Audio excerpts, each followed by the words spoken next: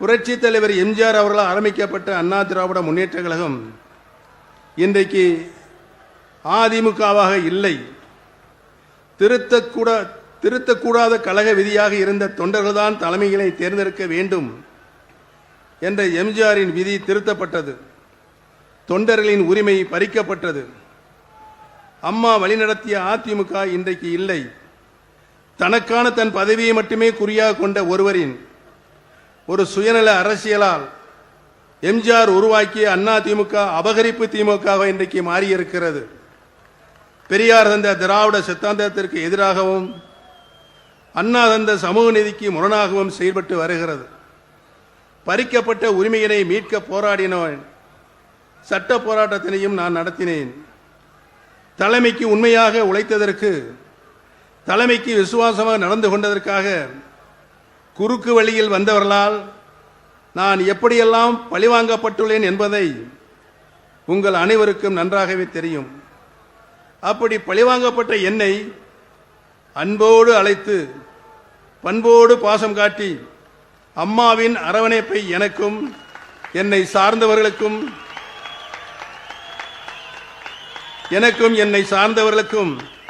வழங்கி இருக்கிற கரம்பிடித்து வழிகாட்டிய தலைவர் அவர்தான் மாண்புமிகு தமிழ்நாடு முதலமைச்சர் தளபதி அவர்கள். சட்டத்தை வளைத்து திட்டம் போடலாம், கழக சட்ட விதியை மாற்றி வட்டமும் போடலாம், தொண்டர்களின் உரிமைகளை பறித்துவிட்டு தொண்டைகளிய கத்தலாம், கட்சியை கைப்பற்றலாம். ஆனால் வெற்றி பெற முடியுமா என்றால் இல்லை. தொடர் தோல்விதானே தொடர்கதையாக அங்கே இருக்கிற சுயநல பிடித்த அகம்பாவம் பிடித்தவர்களுக்கு இருக்கிறது. இனியும் அவர்கள் தோல்வி தொடர்ந்து கொண்டேதான் இருக்கும். 8 தோல்வி அல்ல, 10 தோல்வி அல்ல, அவர்கள் வாழ்நாள் முழுவதும் இன்னும் தோல்வியைத்தான் அவர்கள் காணப்போகிறார்கள் என்பதனை இங்கே நிறுவியிருக்கின்ற குழுமியிருக்கின்ற கூட்டம் நிரூபித்து காட்ட இருக்கிறது. எம்ஜிஆர் ஆரம்பித்த அதிமுக இன்று இல்லை. அம்மா வளர்த்த அதிமுக இன்றும் இல்லை. அதிமுகவோ திமுகவோ இல்லை. இது இன்று அபகரிப்பு திமுகத்தான் மாறியிருக்கிறது, மாற்றப்பட்டு கொண்டிருக்கிறது. இனிமேலும் அதில் பயணிப்பது தன்மானத்திற்கு கேடானது, திராவிடத்திற்கு மாறானது என்பதை உணர்ந்துதான் 75 ஆண்டுகளுக்கு மேலாக திராவிட சித்தாந்தத்தையும் சமூக நீதியும் தடம் பெறலாமல் காத்து வரும் திராவிட முன்னேற்ற கழகம், அதனை தலைமையேற்று சிறப்பாக வழிநடத்தும் கழக தலைவர் மாண்புமிகு முதலமைச்சர் தளபதி அவர்களின் தலைமையை ஏற்று தாய் கழகமான திராவிட முன்னேற்ற கழகத்தில் ஒரு தொண்டனாகத்தான் நான் இன்றைக்கு இணைத்துக் கொண்டிருக்கிறேன் என்பதனை மிக்க பணிவோடு தெரிவித்துக் கொள்ள கடமைப்பட்டிருக்கிறேன். அண்ணா திராவிட முன்னேற்ற கழக தொண்டர்கள் உரிமை மீட்பு கழகத்தை அண்ணா கண்ட திமுகவில் இணைப்பதில் நான் பெருமகிழ்ச்சி அடைகிறேன். தாய் கழகத்தில் இணைந்ததை பெருமையாக நான் இன்றைக்கு மனம் இதய சுத்தியோடு இங்கு கூறிக்கொள்வதில் பெருமையும் கொள்கிறேன். அண்ணா திமுகவிலிருந்து ஏற்கனவே விலக்கப்பட்ட ஒருவர் திமுக போய் சேர்த்திருக்கார். அவர் நேற்று பேசுகின்ற பொழுது அண்ணா திமுகவில் எனக்கு சரியான மரியாதை கொடுக்கல, வேண்டுமென்றே திட்டமிட்டு நீ வெளியேற்றுவதற்கு நடவடிக்கை எடுத்தாங்க, நாம நடவடிக்கை எடுக்கல. அப்ப பெரும்பான்மை நிரூபிக்கின்ற பொழுது மாண்புமிகு புரட்சி தலைவி அம்மா அவர்கள் ஊரூரா சென்று ரத்தத்தை வீரவியா செஞ்சு மக்களை சந்தித்து கழக நிர்வாகிகள் தொண்டர்கள் கூட்டணியோடு வெற்றி பெற்று ஆட்சி அமைத்த அந்த ஆட்சியை கவிழ்ப்பதற்கு நேற்று இதெல்லாம் விலகி போனார்ல, அவர் பெரும்பான்மை எதிர்த்து ஓட்டளித்தவர். திராவிட முன்னேற்ற கழகத்தோடு சேர்ந்து அண்ணா திமுக அரசை வீழ்த்த நினைத்தவர் அவரா வீழ்ந்து போய்விட்டார். கேடு நினைப்பவன் கெட்டு போவான், உப்பை தின்றவன் தண்ணி குடித்தே ஆக வேண்டும். அதே போல இந்த இயக்கத்திற்கு துரோகம் விளைவித்தார். அதனால அவர் வெளியேறி இருக்கிறார். உண்மையிலே இந்த கட்சி அவருக்கு எவ்வளவோ அடையாளத்தை கொடுத்தது. பொன்மனச்செம்மல் புரட்சி தலைவர் எம்ஜிஆர் உருவாக்கப்பட்ட இயக்கம், அம்மா கட்டிக்காத்த இயக்கம். அம்மா மறைவுக்கு பிறகு எவ்வளவு பிரச்சனை நாங்கள் சந்தித்தோம். அம்மா இருக்கின்ற பொழுது அவருக்கு தீர்ப்பு எதிராக வந்த பொழுது அவரை நம்பி முதலமைச்சர் பதவி கொடுத்தார். சாதாரணவராக இருந்தவரை முதலமைச்சர் நாற்காலியிலே அமைத்து அமர வைத்த இயக்கம் அதிமுக. அந்த நன்றியை மறந்து பொன்மனச்செம்மல் புரட்சி தலைவர் எம்ஜிஆர் திமுக தீய சக்தி, அதை வேரோடு தமிழகத்திலே அழிக்க வேண்டும், அதற்காக அதிமுகவை தோற்றுவித்தார். அப்படிப்பட்ட பொன்மனச்செம்மல் புரட்சி தலைவர் எதற்காக இந்த இயக்கத்தை தோற்றுவித்தாரோ, யாரை எந்த கட்சியை தமிழகத்தில் இருந்து வேரோடு அழிக்க வேண்டும் என்று நினைத்தாரோ அந்த கட்சியிலே நேற்றைய தினம் திரு ஓபிஎஸ் அவர்கள் அடைக்கலம் புகுந்திருக்கின்றார். நான் ஏற்கனவே குறிப்பிட்டேன், பி டீம் என்று இப்பொழுது பி டீம் நிரூபணமாகிவிட்டது.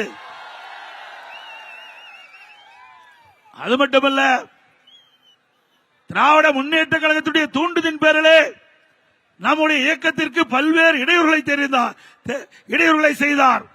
வழக்கு மேல் வழக்கு போட்டு இந்த இயக்கத்தை முடக்க பார்த்தார்.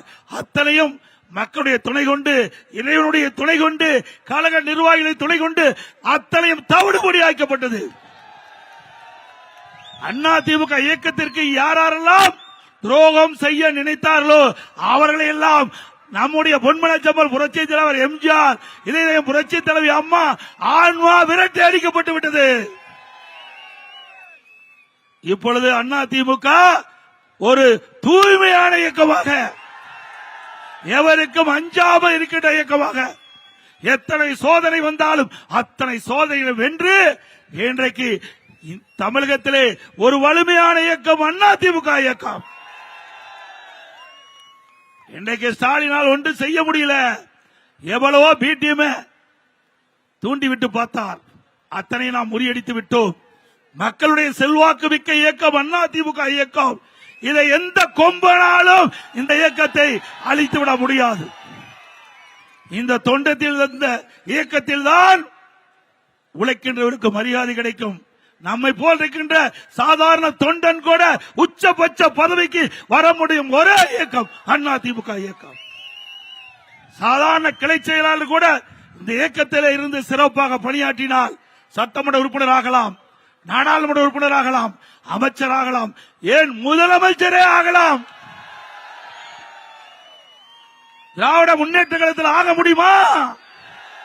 திரு கருணாநிதி குடும்பத்தில் பிறந்தா கட்சியில தலைவராகலாம். திரு கருணாநிதி குடும்பத்தில் பிறந்தா தமிழ்நாட்டில் ஆட்சி அதிகாரத்தில் முதலமைச்சர் ஆகலாம். மற்றவர்கள் எவராலும் கட்சிக்கு உழைத்தாலும் எந்த பதவிக்கும் கட்சியிலையும் வர முடியாத உயர்ந்த பதவிக்கு ஆட்சி அதிகாரத்திலும் உயர்ந்த பதவிக்கு வர. திரு ஸ்டாலின் அவர்களே, எங்களுடைய ஆட்சி நாங்க காப்பாத்திக்குவோம், எங்களுடைய கட்சியை நாங்க காப்பாத்திக்குவோம். ஆனா உங்க கட்சியை அவரால் காப்பாற்ற முடியாது. முடியுமா? ஏன்னா இங்கிருந்து போனவர்கள் எப்பேற்பட்ட ஆளு, சாதாரண ஆளா? திரு ஓபிஎஸ் எப்படிப்பட்டவர்? அவர் எந்த இடத்துக்கு போனாலும் ஆம வீடு, ஆம என்ன சொல்லுவாங்க, ஆம புகுந்த வீடும் அமினா புகுந்த வீடு மாதிரி திரு ஓபிஎஸ் கட்சி அதோட முடிஞ்சு போயிரும்ல. இன்னைக்கு சுயநலவாதிகள் எந்த ஒரு கட்சியில் இடம்பெற்றாலும் அந்த கட்சி அழிவுக்குத்தான் சென்று கொண்டிருக்கிறோம். எல்லாம் டெப்டேஷன்ல போயிருக்கிறாங்க. அண்ணா திமுக பயிற்சி எடுத்து திமுக போய் வேலை செஞ்சுட்டு இருக்கிறான். அண்ணா திமுக கட்சி நிர்வாகிகள் தொண்டர் ரத்தத்தை வீரவாய் சிந்து உழைத்து வெற்றி பெற செய்து பதவி சுகத்தை அடைந்தவர்கள் இன்றைக்கு திமுக போய் அடைக்கலம் பெற்றிருக்கிறாங்க. திரு ஸ்டாலின் அவர்களே, எங்களுடைய இயக்கத்திலே இருந்து வெளியேற்றப்பட்டவர்கள் செல்லாத காசுகள் உங்களுடைய இயக்கத்தில் இணைத்துக் கொண்டிருக்கிறார்கள். செல்லாத நாட்டுக்கு மதிப்புண்டா? ஆக அந்த கட்சியெல்லாம் வயசாகி போய் எல்லாம் போயிட்டாங்க. ஆக நம்ம கட்சி அதிமுக ஆட்சியில யாரெல்லாம் சரியில்லையோ, இந்த இயக்கத்துக்கு யாரெல்லாம் துரோகம் விளைத்தார்களோ அவர்களெல்லாம் நாம் நீக்கப்பட்டால் நீக்கப்பட்டவர்களை திரு ஸ்டாலின் அவர்கள் சேர்த்துக் கொண்டிருக்கின்றார். இன்னொருத்தர் இருக்கிறார், 10 ரூபா பாலாஜி. திரு ஸ்டாலின் அவர்களே, உங்களுக்கு ஆப்பு வைக்கிறதே இந்த செந்தில் பாலாஜி தான் இருக்கும். ஒரு வாணி சோற்றுக்கு ஒரு சேரு பதம். அதே போல செந்தில் பாலாஜி அடையாளம் காட்டப்பட்ட கட்சி அண்ணா திமுக கட்சி. அண்ணா திமுக தொண்டை தலைமை அவருக்கு அமைச்சர் கொடுத்தது. அப்படிப்பட்ட கட்சிக்கே துரோகம் விளைவித்த திரு செந்தில் பாலாஜி நீங்க உயர்ந்த இடத்துல வச்சுக்கிட்டு இன்றைக்கு அவருக்கு பாராட்டு நடத்திட்டு இருக்கிறீங்க. திரு ஸ்டாலின் அவர்களே, ஆபத்தை நீங்கள் உணராமல் இருந்து கொண்டிருக்கிறீர்கள். இன்றைக்கு செந்தில் பாலாஜி மூலமாகத்தான் உங்களுக்கு ஆப்படிக்க போறாங்க. கவலைப்படாதீங்க. செந்தில் பாலாஜி எந்த நிலையில் இருக்காரு? 453 நாள் ஜெயிலில் போய் வந்திருக்காரு. அவரு விடுதலை செய்யறான்.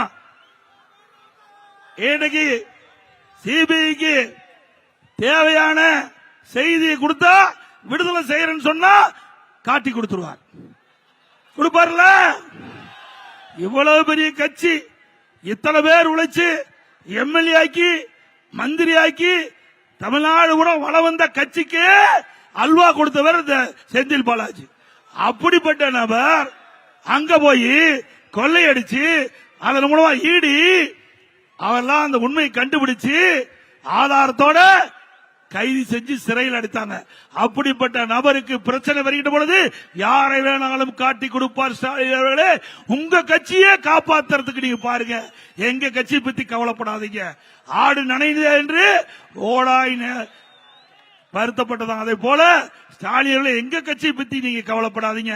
உங்க கட்சியை கவலைப்பட்டு காப்பாத்த பாருங்க. ஏன்னா இங்கிருந்து போனீங்களா சாதாரண ஆள் இல்ல. இங்கிருந்து போனீங்களா அண்ணா திமுக இருந்து வெளியேறிய ஆளுகள் சாதாரண ஆளுகள் இல்ல. அப்படிப்பட்ட ஆளுகள் எல்லாம் கண்டுபிடித்து நாங்கள் வெளியேற்றுகிறோம். அனைத்து இந்திய அண்ணா திராவிட முன்னேற்ற கழகம் வலிமையோடு செழிப்போடு இருப்பதற்கு இப்படிப்பட்டவர்களை வெளியேற்றிய காரணத்தினால்தான் இன்னைக்கு அண்ணா திமுக வலிமையா இருக்குது. இன்னைக்கு அண்ணா திமுக என்ற பயிர் இருக்கின்ற கலையில் களையப்பட்டு விட்டது. அண்ணா திமுக பயிர் செழித்து வளர்ந்து நல்ல விளைச்சலை கொடுக்கும். விளைச்சல் என்றால் நல்ல வாக்கு வித்தியாசத்திலே நம்முடைய வேட்பாளர் வெற்றி பெறுவார்கள்.